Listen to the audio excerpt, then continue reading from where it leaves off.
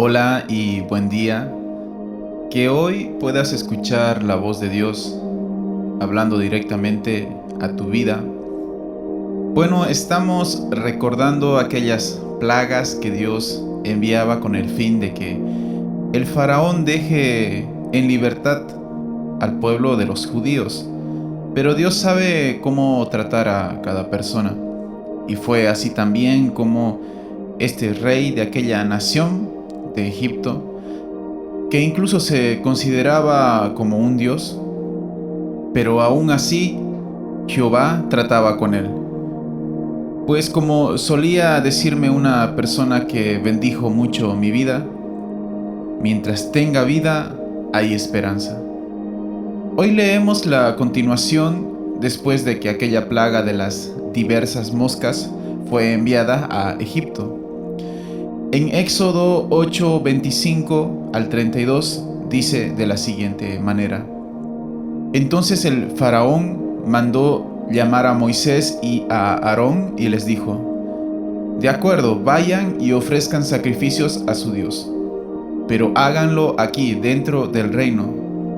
Moisés respondió: Eso no estaría bien, los egipcios detestan los sacrificios que ofrecemos al Señor nuestro Dios. Si ofrecemos nuestros sacrificios a la vista de ellos, nos apedrearán. Para ofrecer sacrificios al Señor nuestro Dios, tenemos que salir al desierto, a una distancia de 3 días, tal como Él nos ordenó. Está bien, pueden ir, contestó el faraón. Los dejaré ir al desierto para ofrecer sacrificios al Señor su Dios, pero no se alejen demasiado. Apúrense y oren por mí. En cuanto salga de tu presencia, le respondió Moisés, oraré al Señor, y mañana mismo la nube de moscas desaparecerá de ti, de tus funcionarios y de toda tu gente. Pero te advierto, Faraón, no vuelvas a mentirnos o a engañarnos y luego negarte a dejar salir al pueblo para que ofrezca sacrificios al Señor. Entonces Moisés salió del palacio del Faraón y rogó al Señor que quitara todas las moscas.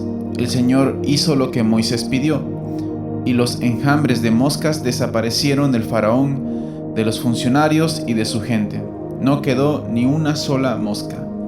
Pero el faraón volvió a ponerse terco y se negó a dejar salir al pueblo. Bien, este pasaje, como leemos, no es muy extenso ni complejo de entenderlo. Pues luego de que Egipto sufría por esta plaga de moscas, Moisés habla con el faraón, llegan a un acuerdo y Moisés ora para que desaparezca aquella plaga. Como leemos al final, Faraón vuelve a endurecer su corazón, en otras palabras, vuelve a la terquedad de no reconocer a Dios por encima de todo. Miren que solamente acabamos de llegar a la 4ª plaga. Como esto es un conocimiento general de cuántas plagas tuvo que atravesar la nación de Egipto, aún restaban 6 para intentar moldear el corazón del faraón. Como ya solemos ver y atravesar en estos 2 polos, 1, aquella fe inmovible que vemos en Moisés y Aarón, y 2, la obstinación y terquedad de Faraón ante Dios. Quisiera que primero observemos al faraón y qué podríamos aprender a través de este hombre. Los humanos solemos calificar de manera inmediata ante lo que nuestros ojos ven, incluso solamente con la primera impresión. ¿No le ha sucedido que gente al encontrarse con usted por primera vez le dice: pensé que era más serio, más seria? Parecías tímido, tímida la primera vez que nos vimos. Y cuántas cosas más. Esa historia suele pasar conmigo y seguramente con usted también. Al leer la Biblia nos preguntamos cómo es que Dios no extermina de una sola vez al faraón. Capaz eso le pasó por un momento en su cabeza, que tenía un corazón tan duro que aún mantiene en esclavitud a su pueblo y ni siquiera puede cumplir su palabra. Pero nos olvidamos de que Dios es quien conoce mejor que nadie a cada persona. Y no puedo encontrar un mejor ejemplo que en la vida de este hombre, el faraón, donde Dios trabaja en esa persona que para nuestros ojos, nuestra mirada, perspectiva, es el nacimiento de aquella frase que solemos mencionarla: no tiene caso. Faraón es un caso perdido. Cuando este hombre consigue lo que quiere, que es librarse de aquellas moscas, de pronto pareciera que cambió el chip, pues antes hasta pidió oración por él. Faraón, que busca ayuda de Dios cuando solo es para su beneficio.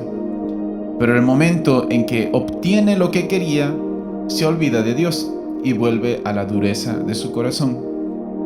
¿No les recuerda a algunas personas? Perdón, la pregunta sería, ¿le recuerda a alguien? Cuánta verdad nos muestra Dios con el ejemplo del faraón, pero también nos lleva hacia la vida de aquellos hombres que fueron firmes ante la circunstancia del momento. Vamos al otro polo, Moisés y Aarón, que conocían muy bien al faraón, y por esto Moisés le dice en el verso 29, la segunda parte: te advierto, faraón, no vuelvas a mentirnos o engañarnos y luego negarte a dejar salir al pueblo para que ofrezca sacrificios al Señor. Faraón era un hombre muy vivo, sin embargo se topa con unos siervos de Dios astutos. Y esto me recuerda a un pasaje del Nuevo Testamento en Mateo 10:16, donde dice: miren, les envío como ovejas en medio de lobos. Eso le dice Jesús a sus discípulos. Por lo tanto, sean astutos como serpientes e inofensivos como palomas. ¿Qué podemos aprender en la vida de estos hombres? Su fe, que cada vez cobraba más firmeza. Aunque la situación se complicaba al pasar del tiempo, Moisés y Aarón no eran los mismos que dudaron al principio. Ahora los vemos firmes y sin temor. Recordemos que no estaban ante un rey cualquiera, sino ante el hombre más importante de aquel momento. Seguramente lo era así, pues Egipto era la potencia mundial de aquel tiempo. Pero vemos que nada les movía, ni siquiera el saber que Faraón llegaría a fallar a su promesa. Ellos estaban seguros, muy seguros en Dios. ¿Sabe que aquellos que recibieron a Jesús en su corazón muchas veces erran por creer que todo está bien cuando no existe ningún problema en sus vidas? Sin embargo, vemos a Moisés y Aarón que todo está bien cuando Dios está en medio de sus problemas y de las circunstancias donde las fuerzas humanas se agotan. Entonces uno puede descansar en Dios. ¿Cuántas veces solemos temer al ser humano? Pero podemos tomar como ejemplo y enseñanza la vida de Moisés y Aarón, que no se rebelaron ni hablaron mal del faraón, sencillamente confiaron cada vez más en Dios, quien se encargó de todo lo restante. Entonces llegamos a la conclusión que más que temor es confianza. Confiar en que Dios tiene el control de todo, absolutamente de toda nuestra vida. Que hoy puedas meditar en esta palabra y ver a Dios obrando en tu vida, para que cada día tengas esa confianza plena en Él. Señor, muchas gracias por este tiempo que me regalas, por hablarme un día más, para afirmar mi confianza en tu persona, de que aunque haya personas en este sistema que están por encima de mí, mi Dios está por encima de todo, y ese es mi descanso. Que mi corazón no busque solamente tus beneficios como solía hacerlo el faraón, sino al que brinda estos beneficios.